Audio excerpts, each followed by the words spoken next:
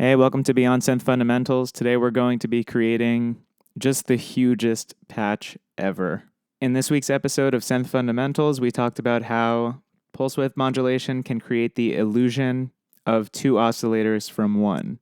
So what we're going to do is use every oscillator we have on the quantum and then essentially double it using pulse width modulation. There are 8 voices. Each voice has 3 oscillators, and each oscillator can hold up to 8 square waves. So that's 24 oscillators and up to 192 square waves.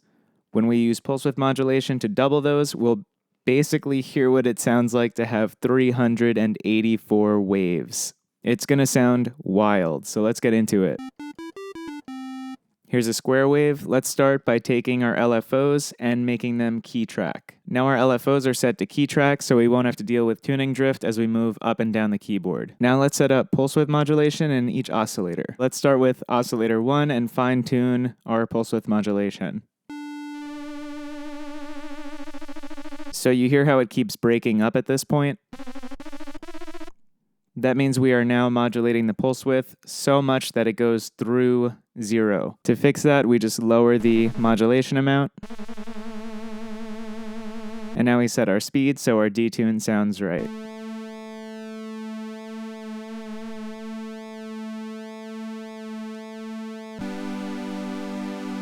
Okay, that's pretty good. Now let's do oscillator 2. This is a saw. Let's turn this into a square. Okay, so now pulse width modulation on oscillator 2.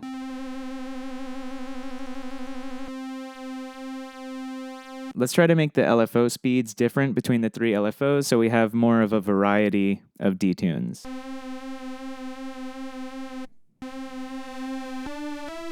So that's 1 and 2 together.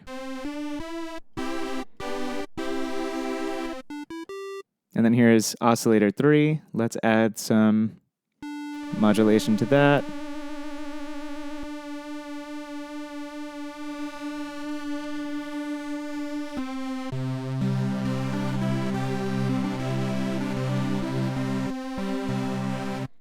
So right now that is 3 oscillators that sound like 6.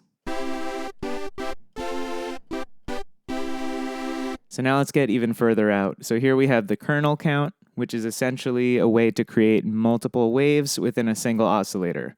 So here's 1 square wave with pulse width modulation.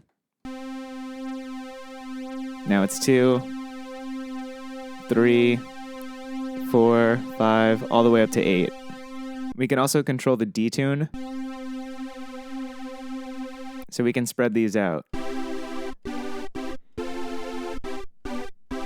We can also have up to 4 different notes within an oscillator, so I can take this and move it up an octave, then move this down an octave.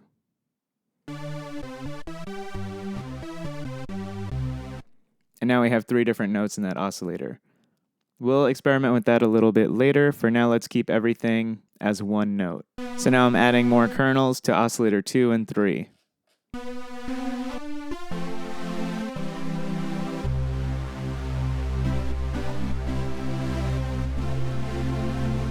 We can also change the pitch variance, so now we have more variability within the tuning of each oscillator. So you hear how the volume kind of fluctuates. That's phase cancellation and reinforcement between the waves. As we raise the pitch variance, that will become less stable. So if we had no pitch variation, it might be just kind of a constant beating. If we bring this up, it'll behave kind of erratically. So right now we have 3 oscillators making 8 waves times 2, so that's 24 times 2, 48 waves per voice.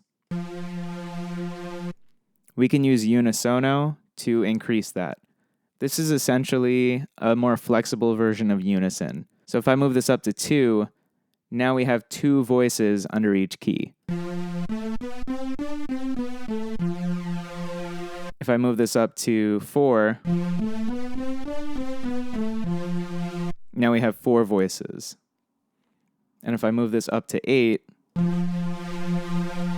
now we have every oscillator under each key.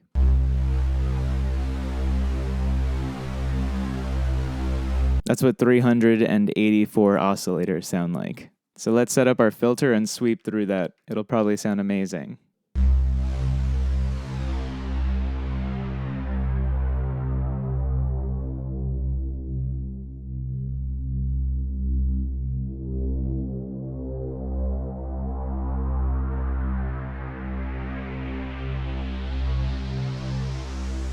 It almost has its own built-in noise.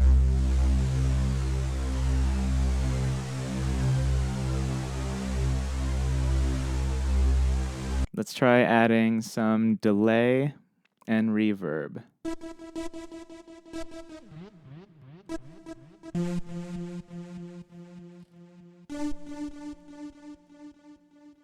Okay, so here we go. Gigantic filter sweep, 380 oscillators, reverb, delay.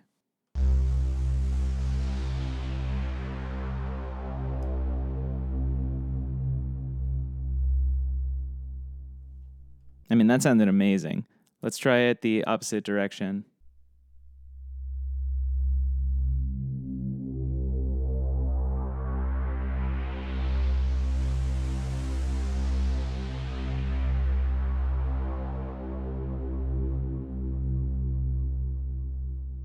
That's awesome.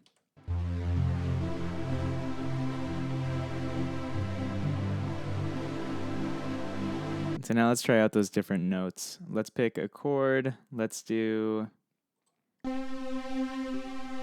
now we have the fifth. Then let's add octave. And then let's add a minor third. Now let's add a major third.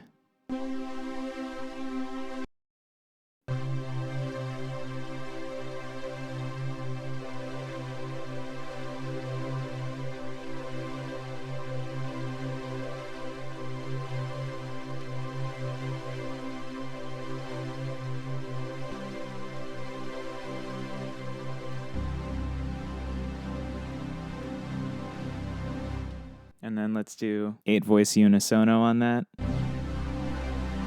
And let's do the sweep on that one.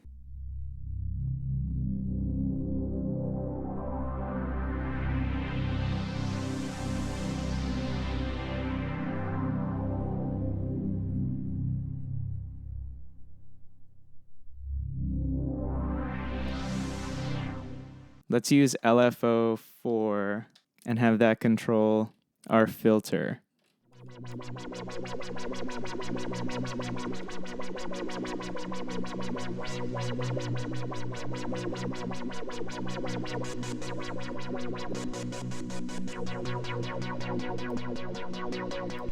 And then let's use LFO 5 and also control our filter, but slower.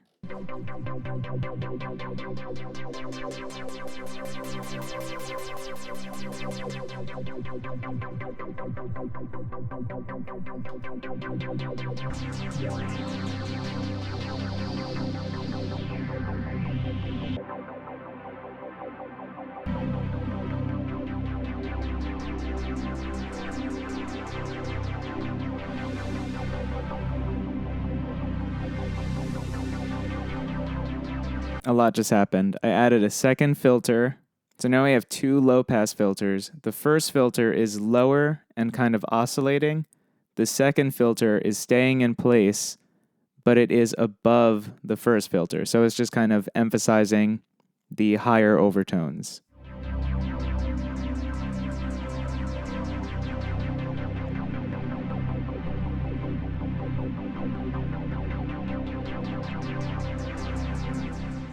And then I added a bandpass filter in parallel. So you have that whole thing going, and then next to it you have this bandpass filter.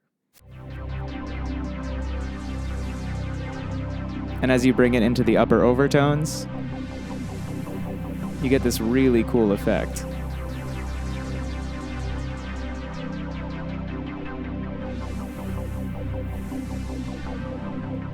What I think I want to do with that is use LFO 6, make this a saw, and then have that control the cutoff.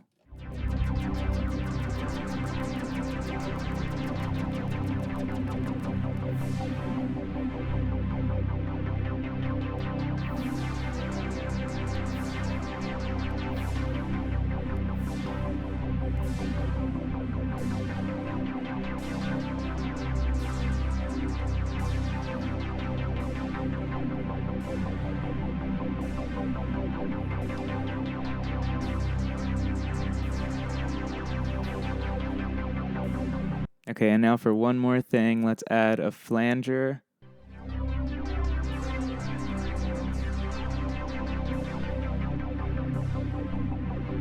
I actually kind of prefer it without the flanger. So let's do, here we go, one more time. No flanger, and then we'll call it on this video. This has been Beyond Synth Fundamentals. I am that beat, and here we go.